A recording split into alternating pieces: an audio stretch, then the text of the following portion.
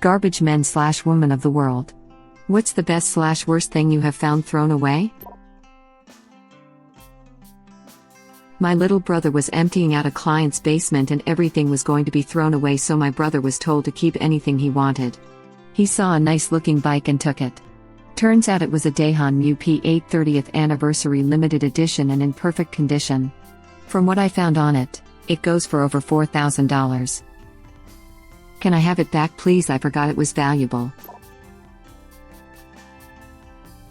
In the 80s I picked up a number of Philips color TVs. I had a few, so fixing them was just a question of swapping parts. I then sold them cheaply or gave them away to fellow students. Musical notes. We got to move these color TVs, musical notes. That's the way you do it. You play the guitar on the MTV. My dad was a trash man when I was growing up. He would always be bringing cool stuff home to us. He used to always say that the poor neighborhoods had the most trash and they threw away literally everything.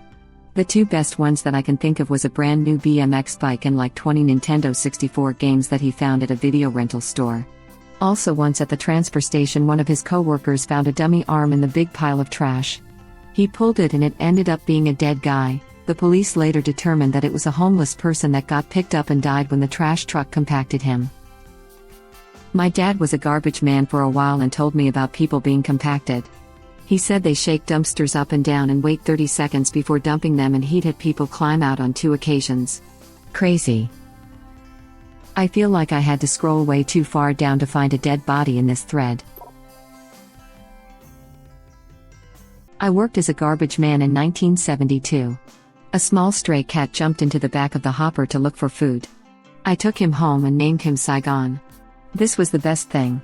Second best thing, someone threw out an old pair of skis. There was snow on the ground and me and the other guy each took a ski and stood on it and held onto the truck. Great fun.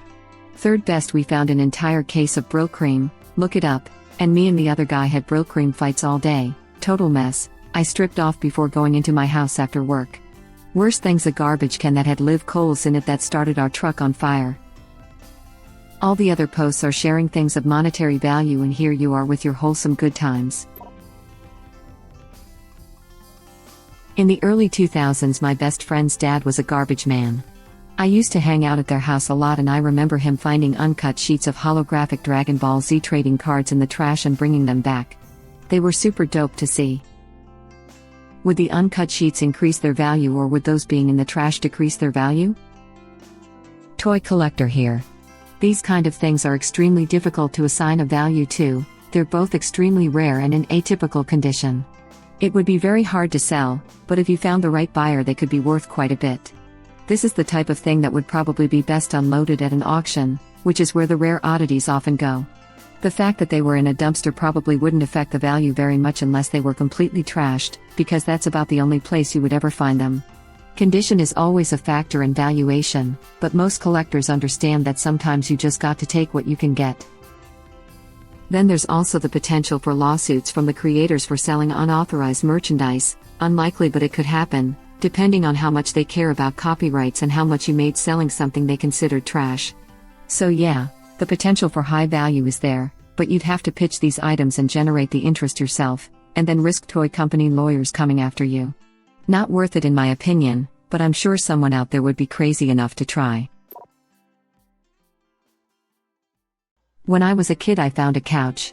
It wasn't very big, but that's why it was so great. 10-year-old me was able to carry it all the way home by myself. About a block and a half. This was before kids having cell phones were huge, so I didn't call my parents about it first and they were at the store anyways. So I took the couch home and put it in my room. It was pretty dated. Made of some material I've never encountered again so far, but I thought I was the crap. I had a whole couch in my room. How many 10-year-olds had couches in their room? Well, my parents came home and clearly weren't happy, but given I carried it up to the 2nd story and got it into my room, they let me keep it. My downstairs neighbor helped me. I felt like a king. I had a couch. I had a big box TV for my PlayStation. I had it all. Simpler times. Edit. So I just realized I misread the post entirely and that this was intended for the garbage pickup people and not dumpster diving stories. My bad. Lol. Year ago when I was in high school, me and a couple friends had walked to a corner store that was down the street from the school. On the way, we passed down an alley and spotted a couch, armchair, 2 side tables, coffee table and a lamp set, 2 table lamps and a tall floor lamp, sitting there with a free sign. The guy at the house said he was moving and couldn't take them. So like typical idiot kids, we took them. We decided to set them up in a little park a bit further down the road and chill there and eat lunch. It was great. Shortly after we got things set up, the owner guy drove by and stopped to ask if we wanted a cheap set of golf clubs. Yes, we did. About 10 minutes after that a police car rolled up. Apparently someone called them saying there was a group of teenagers with golf clubs in the park. They told us they expected to roll up and find us smashing things with the clubs. What they didn't expect was to find us hanging out in a park eating lunch, while chilling on a couch, feet on a coffee table while a couple of the guys practice putting. LMFAO. I could see this as a good bonding scene in a movie. Found a 55-inch TV next to the dumpster 4 years ago. It was missing one HDMI port on the side. It looked like someone might have tripped and ripped it out. Anyway, I opened it up, googled the motherboard serial number and found a brand new replacement for like $60 less than 25 minutes away. Needless to say I called ahead on my day off, picked it up and it works like a charm. Still use the TV to this day. 55 inches Sony 2012 LCD TV. I have Chromecast with Google TV hooked up to it now and it's awesome.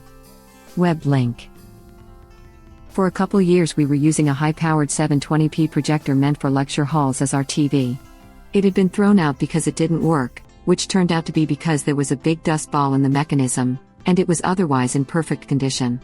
We've got a less bright 1080p projector now, but honestly overall I preferred the old one. I can barely tell the difference in image sharpness most of the time, and then the contrast was so much better. Brightness and contrast are the most important with projectors in my opinion. I'm not a garbage man, but I once scored a whole custom-built staircase from a dumpster. It was in perfect condition but apparently built to the wrong spec. It worked great for my barn. How the hell do you throw away a staircase? Then how do you get it out into your barn?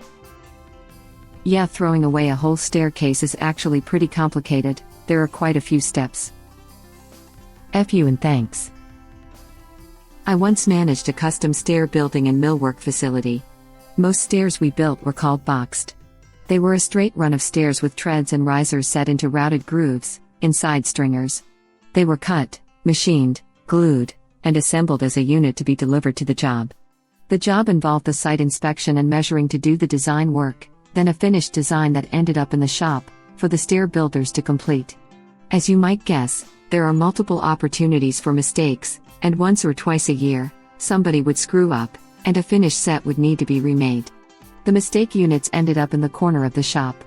Occasionally, they would get sold for a few bucks to some scrounger who would make them work on something they were building, but typically you get sick of looking at the pile, and take a chainsaw to them to make firewood, and clean up the shop.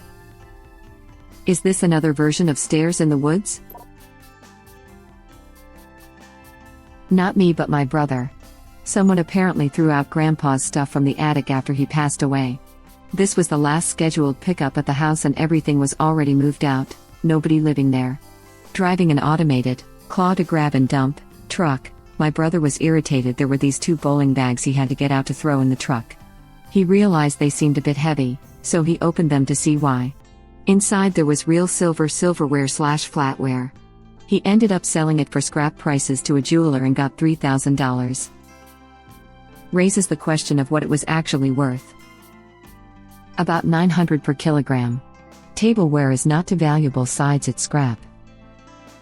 My mom inherited a huge wedding set she got when her grandmother passed away.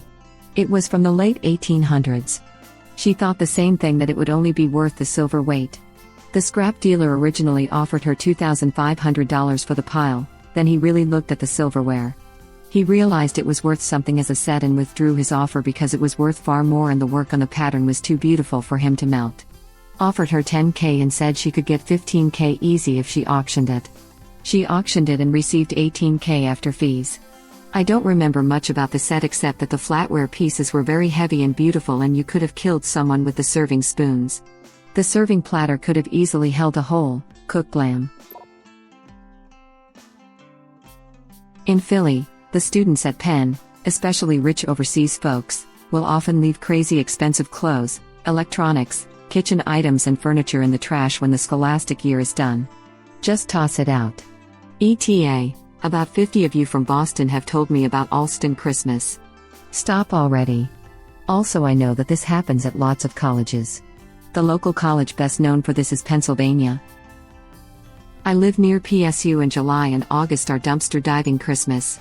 International students move out and don't know how to sell or donate things. My list of freebies so far: 1. $400 42-inch flat screen. 2. $200 carpet shampooer. 3. $70 walk. 4. LL Bean boots. 5. Giant bean bag. Wife wouldn't let me keep it because bedbug risk, which is fair I guess. 6. So many bicycles. 7. I don't like to dumpster dive food, but there were perfectly packaged canned veggies. Cardboard flats of cans.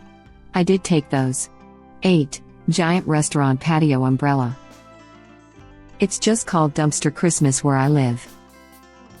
Where I live in Boston, there's a specific neighborhood called Alston that has a high student population.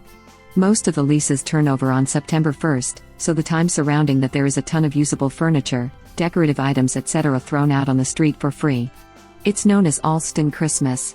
I've never taken a couch or any soft furniture because of bedbugs, but I've definitely taken lamps, wire shelving, mirrors, chairs, etc. It's crazy what students will throw away because they're moving. I'm moving myself in 2 weeks and I've been giving away my unwanted items on a local free cycling group on Facebook to avoid having to put my unwanted items on the curb, and it's shocking how much stuff I've given away. But I'm glad I didn't just curb it. Edit. Hiya neighbors. Nice to meet ya. So happy someone came in with Alston Christmas. We used to furnish our entire apartment from this. What a mess though.